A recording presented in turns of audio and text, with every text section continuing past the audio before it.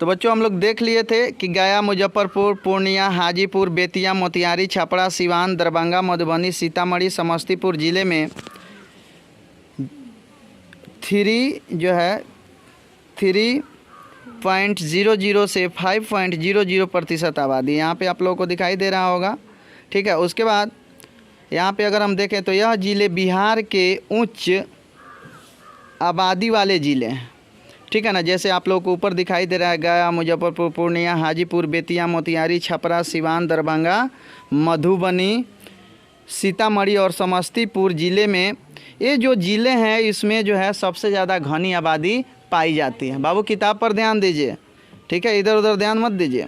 इन ज़िलों में केवल गया ज़िला दक्षिणी बिहार में स्थित है। ठीक है ना, दक्षिणी बिहार में एक ही तो ज़िला है गया ज़िला। कौन ज़िला बाबू?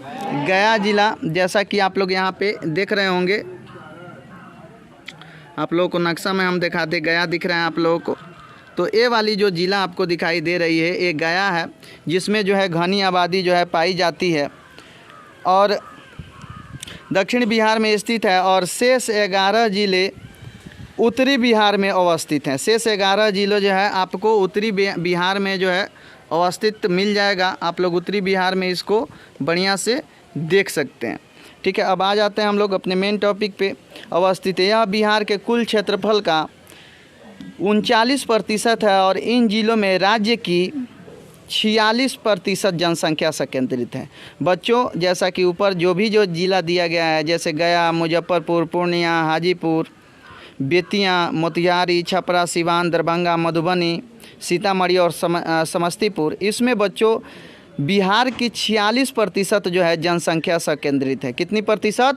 46% इन्हीं ज़िलों में। ठीक है ना, अब आगे बढ़ते हैं। हम लोग कह रहा है कि अगर हम लोग देखें तो यहाँ पे आपको दिखाई दे रहा होगा कि मध्यम जनसंख्या वाले ज़िलों में सुपौल, कौन सी? सुपौल, नवादा, औरंगाबाद, अररिया, उसके बाद गोपालगंज, भोजपुर, उसके बाद क्या है बाबू? बेगूसराय, नालंदा, कटिहार, भागलपुर, रोहतास, मुंगेर, खगड़िया, कैमूर, किशनगंज, जमुई, बक्सर, ठीक है, सहरसा, जहानाबाद, अरवल, मधेपुरा, बक्का। यहाँ पे आप लोग बिहार के नक्शा में भी देख सकते हैं बच्चों। ऊपर से हम देखें तो पश्चिमी चंपारण, पूर्वी चंपारण, उसके बाद सीतामढ़ी, सुपौल, अररिया, ये सारा चीज़ आपको दिखाई दे रहा है। अगर हम इधर बात करें तो गोपालगंज, सिवान और मुजफ्फरपुर, ये सारी चीज़ें आप लोग बिहार के नक्शा में देख सकते हैं। यह मध्यम जनसंख्या वाले राज्य हैं। ठीक है, सम्मिलित है। इन जिलों की जनसंख्या 1.00 से लेकर के 2.99% है। इस क्षेत्र में राज्य के 54.85% क्षेत्रफल पर 45.84% जनसंख्या का निवास है। तो आप लोग देख रहे हो बच्चों कि यह जो ज़िले हैं, जो ऊपर आप लोगों को ये सब जो ज़िले दिखाई दे रहे हैं बच्चों, यह जो है मध्यम जनसंख्या वाले ज़िले हैं।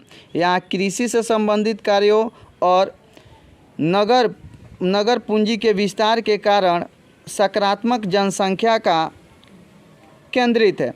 यहाँ पे नगर पूंजी के कारण और कृषि के विकास के कारण जो है यहाँ जनसंख्या जो है केंद्रित है। उसके बाद अगर हम बात करें बच्चों तो शिवपुर, शेखपुरा, लखीसराय ज़िलों में जनसंख्या का प्रतिशत जो है वह 1.00 से भी कम, यानी 0.60 टू 0.97 के बीच है। इन तीन में राज्यों के क्षेत्रफल के मात्र 2.48% में 2.22% आबादी रहती है। ठीक है, इन जिलों में कृषि के पिछड़ेपन एवं कम क्षेत्रफल होने के कारण जनसंख्या का संकेंद्रण कम है। यहाँ पे जनसंख्या का संकेंद्रण जो है कम है। तो इसका कारण अभी आप लोग देख रहे हैं बच्चे, इसका कारण क्या है बाबू? क्योंकि यहाँ पे कृषि का क्या है? पिछड़ापन है। कृषि का कौन सी है? पिछड़ापन। और कृषि जहाँ पिछड़ापन रहेगा, कृषि जहाँ जो है पिछड़ा रहेगा वहाँ पे जनसंख्या जो है ज़्यादा नहीं पाया जाएगा। ठीक है, जहाँ पे कृषि जो है ज़्यादा रहेगा वहाँ की जनसंख्या ज़्यादा रहेगी, और जहाँ पे कृषि पिछड़ा हुआ रहेगा वहाँ की जनसंख्या क्या होगी, कम होगी। चलिए आगे बढ़ लेते हैं। आगे जो है आपका पेज नंबर ये कितना है बाबू, पेज नंबर है 263। चलिए ऊपर से देखते हैं, हम लोग कह रहा है कि यहाँ पे दिखाई दे रहा है आप लोगों को कि उत्तरी बिहार अपेक्षाकृत गहन जनसंख्या वाला क्षेत्र है। कौन सी बाबू, उत्तरी बिहार अपेक्षाकृत गहन, उत्तरी बिहार यानी ऊपर वाला जो बिहार आपको दिखाई दे रहा है, ये वाली जो बिहार का जो है ये वाला जो क्षेत्र आपको दिखाई दे रहा है, जिसमें आपको पश्चिमी चंपारण, पूर्वी चंपारण, उसके बाद में जो है ये आपको मधुबनी, सुपौल, उसके बाद ये जो है किशनगंज, उसके बाद अररिया, ये जो राज्य हैं बाबू इसमें जनसंख्या का घनत्व तो जो है क्या होता है, ज़्यादा पाया जाता है।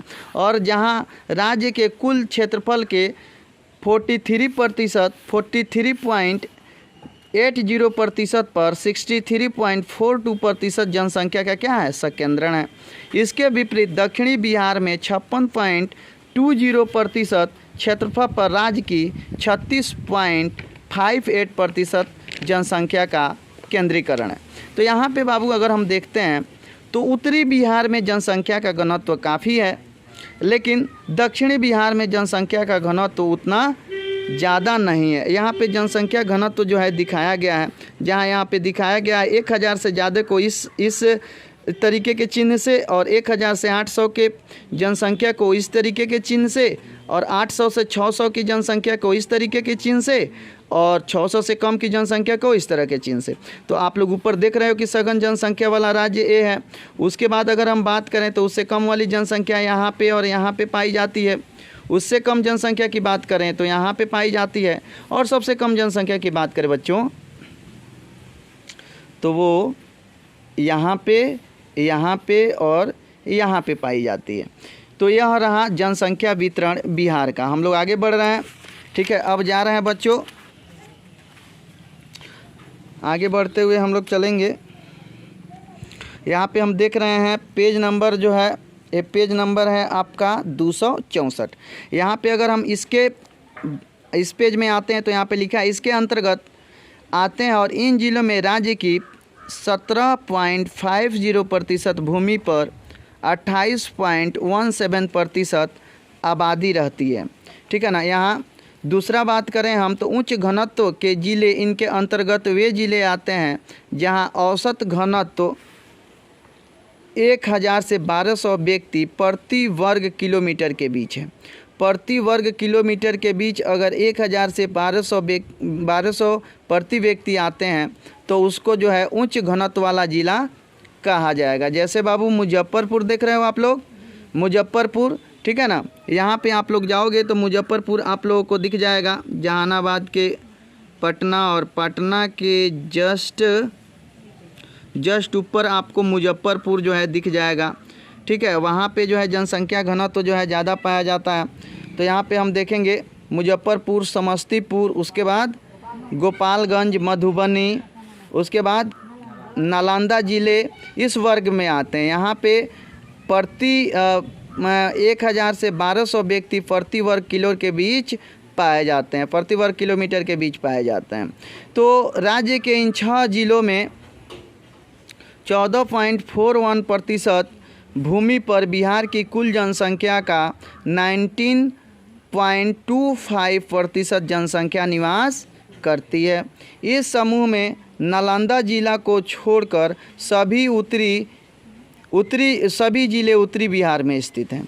और जैसा कि मैं पहले बता चुका हूं बच्चों कि जनसंख्या का अगर मोटा मोटी हम बात करें तो ज़्यादा जनसंख्या उत्तरी बिहार में पाया जाता है और उससे कम जनसंख्या दक्षिणी बिहार में पाया जाता है। चलिए तीसरा नंबर पॉइंट पर अगर हम ध्यान दें बच्चों तो यहाँ पे लिखा है मध्यम घनत्व के ज़िले। इसके अंतर्गत इसके जो मध्यम घनत्व वाले ज़िले होते हैं बच्चों, उसमें लोगों की संख्या 1000 से 800 व्यक्ति प्रति वर्ग किलोमीटर जो है पाए जाते हैं, जिसके अंतर्गत पूर्वी चंपारण, भागलपुर, जहानाबाद, अरवल, भोजपुर, सहरसा, खगड़िया, मधेपुरा, बक्सर, ठीक है, मुंगेर ज़िले जो है इसके अंतर्गत आते हैं।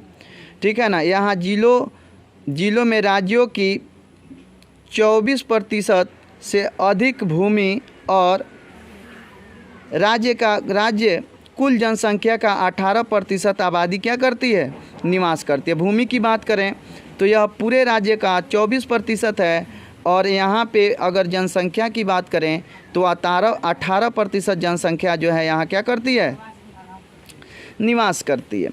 और बच्चों हम लोग आगे बढ़ते हैं तो यहाँ पे चौथा नंबर पॉइंट कर रहा है कि कम घनत्व वाले जो ज़िले हैं इस वर्ग के अंतर्गत पूर्णिया, कटिहार, अररिया, नवादा, शेखपुरा, उसके बाद सुपौल, गया, किशनगंज, लखीसराय, रोहतास और औरंगाबाद ज़िले आते हैं। इन ज़िलों में औसत लोगों का जो घनत्व है बच्चों वह 600 से 800, मतलब कि 1 वर्ग किलोमीटर में 600 से 800 प्रति व्यक्ति पाए जाते हैं और औरंगाबाद ज़िले आते हैं। इन ज़िलों में राज्य की लगभग 30% भूमि, इस ज़िलों में कितने प्रतिशत भूमि है, पूरे राज्य का कितना प्रतिशत इस जिला में है बाबू, 30%। कितना प्रतिशत? और जनसंख्या की बात करें तो यहाँ 26% आबादी का वास है, ठीक है ना। 5वां नंबर अगर हम बात करते हैं बच्चों तो अत्यंत कम घनत्व वाले ज़िले इस वर्ग में आते हैं जिसकी आबादी 600 व्यक्ति प्रति वर्ग किलोमीटर से भी क्या है, कम है। वैसे ज़िले जहाँ पे आबादी जो है 600 व्यक्ति प्रति वर्ग किलोमीटर से कम है, वैसे घनत्व वाले ज़िलों को हम कम घनत्व वाले ज़िला कहते हैं। इस वर्ग के अंतर्गत पश्चिम चंपारण, आप लोग कहते हैं ना कि पश्चिम चंपारण में ज़्यादा जनसंख्या है, तो यह बहुत गलत है। हम जो है हमारा जनसंख्या घनत्व तो क्या है, बहुत कम है। आप लोग कहते होंगे कि हमारे गांव में तो बहुत ज़्यादा लोग हैं, तो बाबू हमारे गांव में बहुत ज़्यादा लोग हैं। इधर रेता में चले जाइए, कहीं कहीं आपको जो है गांव देखने को मिलेगा, नहीं तो बालू ही बालू आपको क्या होगा, दिखाई देगा। तो मान लीजिए एवरेज ना देखा जाता है, जितने लोग रहते हैं वो और जितना भूमि है वो, इस सब को एवरेज निकाल करके बताया जाता है कि प्रति व्यक्ति प्रति वर्ग किलोमीटर कितना हो रहा है, ठीक है। चलिए आगे बढ़ लेते हैं। यहाँ पे पश्चिमी चंपारण, बैखाक, जमुई और कैमूर जिला का है जिसका घनत्व 382 प्रति वर्ग किलोमीटर है। देखो बाबू, मात्र 382 व्यक्ति, यानी किलोमीटर गुणे किलोमीटर, यही ना, 1 किलोमीटर लंबाई और 1 किलोमीटर चौड़ाई में कितने व्यक्ति पाए जाते हैं, कितना, 382। अब इन जिलों में राज्य की भूमि का 14.58% कुल जनसंख्या का लगभग 9% भाग जो है निवास करता है। चलिए आगे बढ़ लेते हैं बच्चों। अब हम लोग देखेंगे नगरों का विकास। क्या देखेंगे कि नगर का विकास कैसे हुआ बिहार में, ठीक है ना। नगर मतलब कौन सी होता है, शहर, बड़का बड़का शहर। चलिए बिहार में अगर नगरों की बात करें बच्चों तो नगर की बात अगर हम करते हैं बिहार में तो यहाँ पे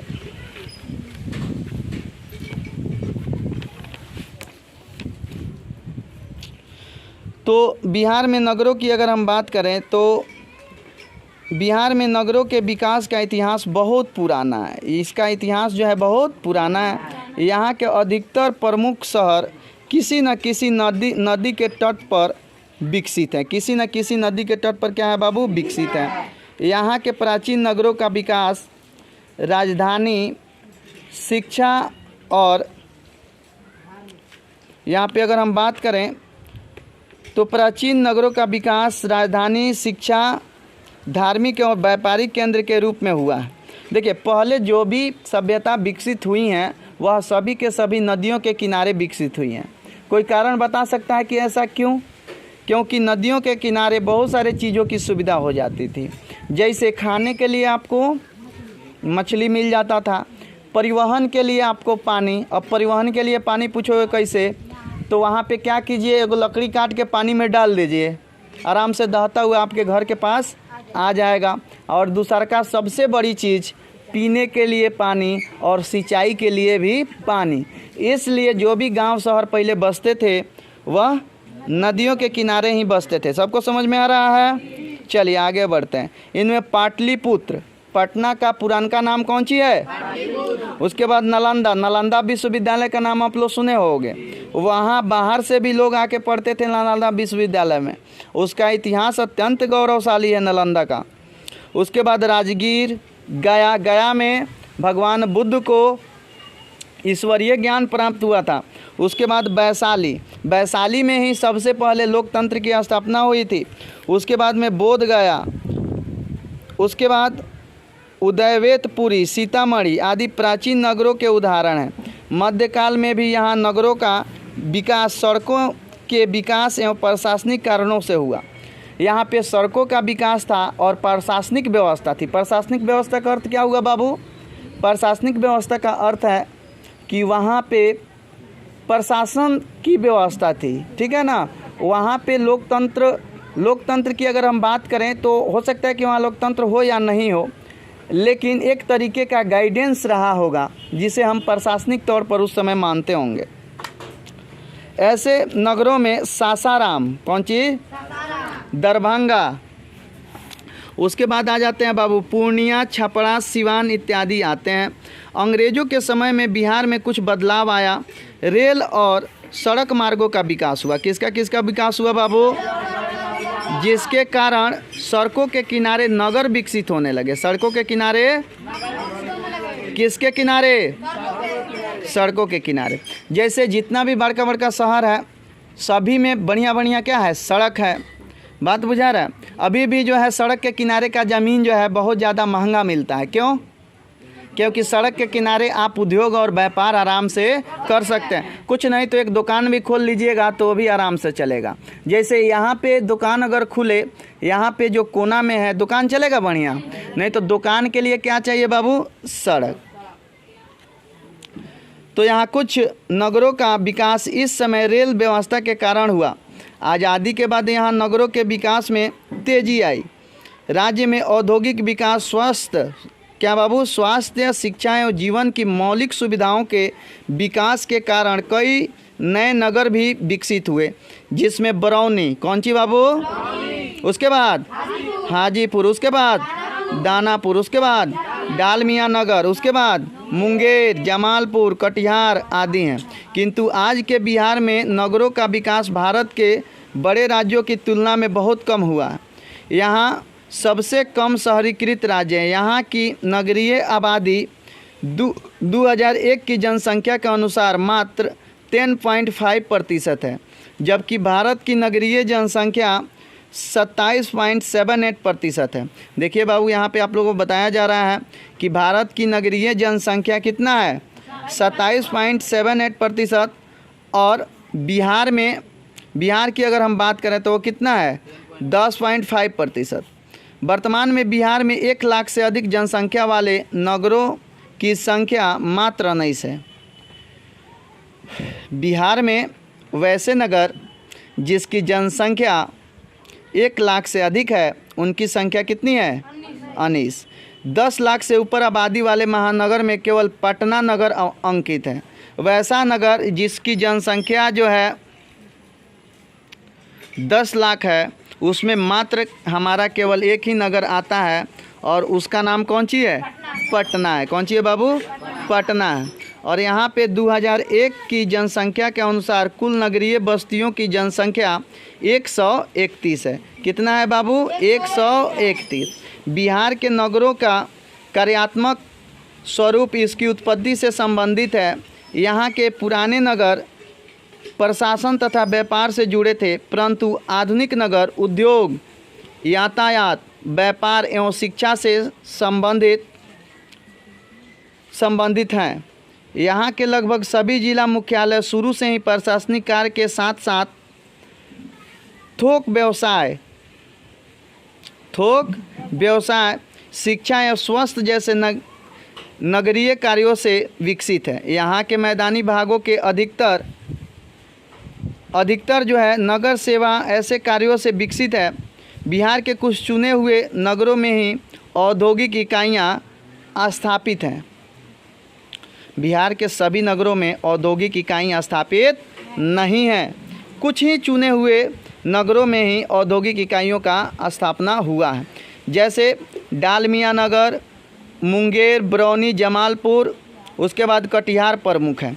देखिए उद्योग के मामले में बिहार अत्यंत पिछड़ा हुआ है। इसमें कुछ बहुत ही कम ऐसे राज्य हैं जहां जो है उद्योगों का विकास हुआ है, जिसमें यहाँ पे आप लोगों को बताया जा चुका है कौन सी, डालमिया नगर, मुंगेर, बरौनी, जमालपुर और कटिहार। बिहार के विभाजन से पूर्व टाटा नगर इस राज्य का मात्र नियोजित नगर था।